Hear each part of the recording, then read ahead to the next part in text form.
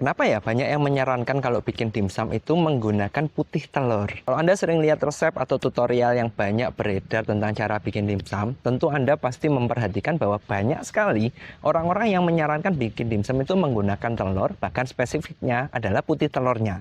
Nah, hari ini saya coba jelaskan secara sains dan apakah hal ini memang berguna untuk Anda atau tidak. Pertama-tama ada dua fungsi yang sebenarnya bisa digunakan, bisa dipakai ketika kita menggunakan telur dan bikin dimsum. Cuma biasanya orang-orang cuma tahu fungsi yang satu saja, yaitu adalah mengenyalkan. Nah, telur memang dia bisa mengenyalkan karena mengandung protein dari putih telurnya saja.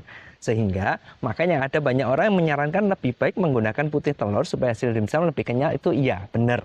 Nah, fungsi kedua yang mungkin jarang orang tahu itu adalah telur karena dia sifatnya adalah cairan, dia bisa membantu untuk melarutkan sehingga adonan dimsumnya lebih bagus.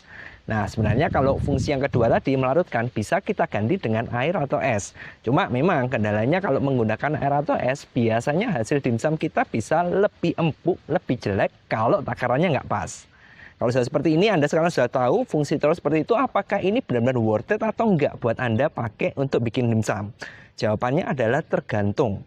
Kalau tadi kita sudah bahas ada plusnya bikin dimsum menggunakan telur, sekarang saya bahas negatifnya apa. Yang pertama, kalau kita menggunakan telur tentu ada biaya, karena kita tahu harga telur ayam sendiri tidak murah, apalagi kalau Anda hanya pakai putihnya doang. Nah, selain tidak murah, perlu menggunakan biaya, putih telur berarti kita perlu memisahkan antara kuning dan putihnya, dan ini memakan waktu sekaligus bikin repot.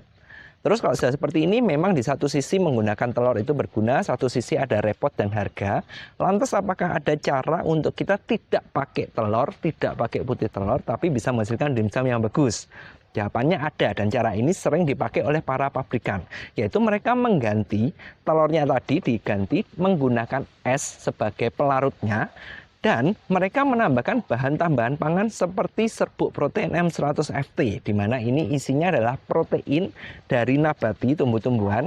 Secara fungsi dia bisa sama-sama mengenyalkan karena kandungannya kan sama-sama protein dari telur tadi. Sehingga hal ini lebih efisien, pemakaiannya lebih sedikit, sehingga seharusnya secara hasil kenyal lebih bagus dan juga lebih efektif untuk Anda pakai.